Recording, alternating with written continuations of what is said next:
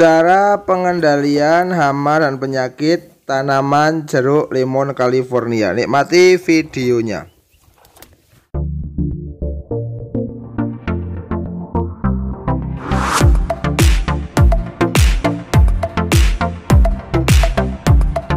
Assalamualaikum warahmatullahi wabarakatuh. Bertemu lagi dengan konten Pak B, masih seputar budidaya tanaman jeruk lemon California. Kali ini adalah tahap pemeliharaan, yaitu pengendalian hama dan penyakit pada tanaman jeruk lemon California. Jadi pemeliharaan itu adalah ada pengendalian gulma, pemupukan, pengendalian hama dan penyakit, pemangkasan. Nah, ini adalah tahap pengendalian hama dan penyakit pada tanaman jeruk lemon California. Ini adalah anak-anak sedang mempersiapkan untuk menyemprot. Kali ini menggunakan insektisida dan fungisida.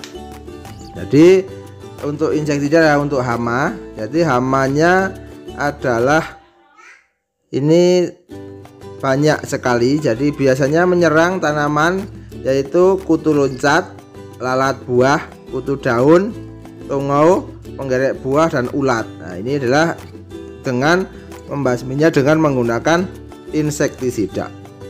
Sedangkan untuk penyakit biasanya adalah bakteri dan juga penyakit yang oleh jamur, sehingga menggunakan bakterisida ada fungisida.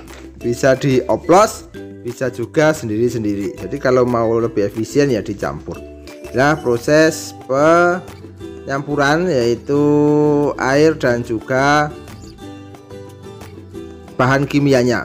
Ini adalah bahan kimianya dicampur. Nah, nanti dimasukkan ke dalam tank atau dalam knapsack sprayer agar nanti tercampur dengan merata. Nah, ini dicampur, bahkan dulu dicampurkan, terus nanti akan dimasukkan ke knapsack sprayer untuk kemudian digunakan untuk menyemprot. Ini lagi dimasukkan sedikit demi sedikit.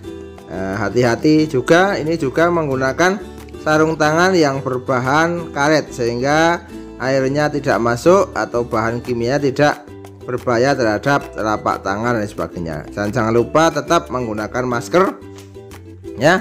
Kebetulan ini ada maskernya prokes, jadi ini menggunakan masker agar bau menyengat dari insektisida itu tidak masuk ke dalam saluran pernafasan. Ini masih proses pengisian, yaitu pengisian gunakan air yang bersih dan juga dicampur dengan bahan baik insektisida maupun fungisida. Oke, ini prosesnya sedikit sedikit agar tidak tumpah. Ini dimasukkan. Nah, selanjutnya ini adalah pelaksanaan penyemprotan menggunakan knapsack sprayer. Nanti masih manual, jadi masih menggunakan pompa. Satu tangan memegang pompa, satu tangan memegang tongkatnya ya, tongkat untuk terisi nozzle-nya seperti ini. Inilah proses pengendalian hama dan penyakit.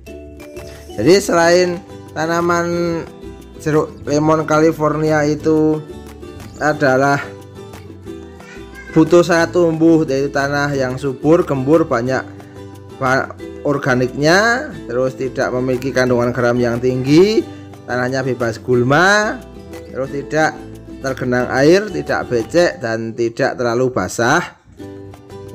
Dapat banyak sinar matahari sehingga fotosintesisnya maksimal, dan juga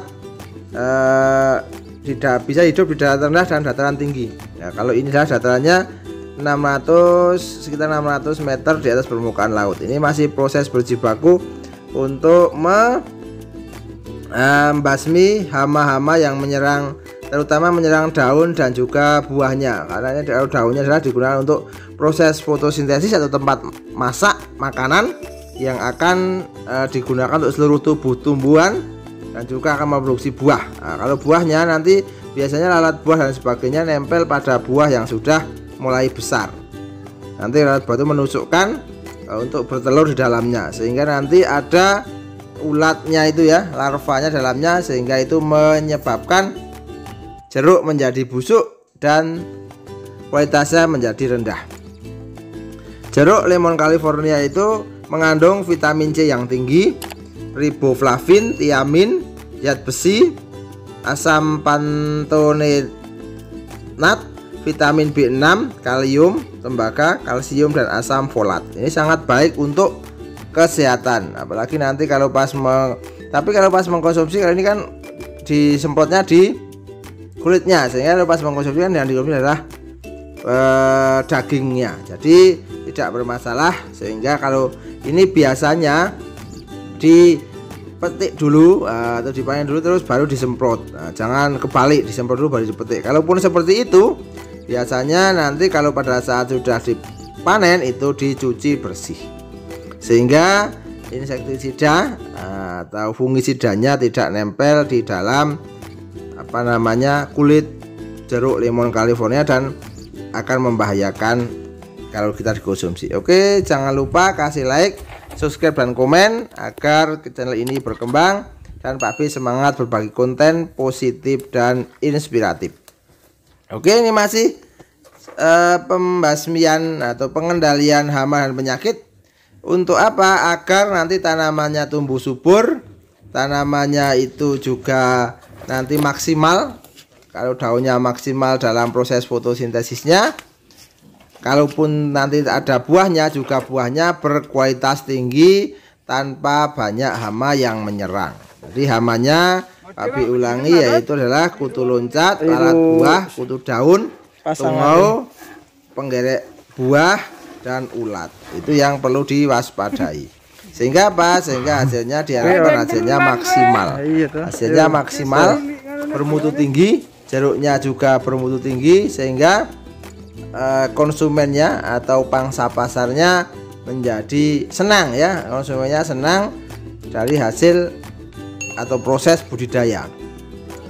Ini adalah anak-anak masih terus melakukan pembelajaran. Ini pembelajaran yang nyata ya, ini agak jauh ya, ini pembelajaran yang nyata yang dilakukan oleh anak-anak, sehingga anak-anak betul dibekali dengan ilmu yang betul-betul pernah dipraktekkan. Kalau besok pilihannya adalah pengusaha, ya sudah pernah merasakan bagaimana berwirausaha di bidang pertanian. Kalau misalnya mau kuliah, juga sudah ada gambaran untuk budidaya. Nah, itu seperti itu ya. Kalau untuk bekerja di perusahaan perkebunan atau di perusahaan di bidang pertanian sudah terbiasa. Oke, semoga bermanfaat, semoga menginspirasi. Sampai ketemu lagi, see you next time. Jangan lupa like, subscribe, dan komen. Karena like, subscribe, dan komen akan membantu mengembangkan channel Pak B.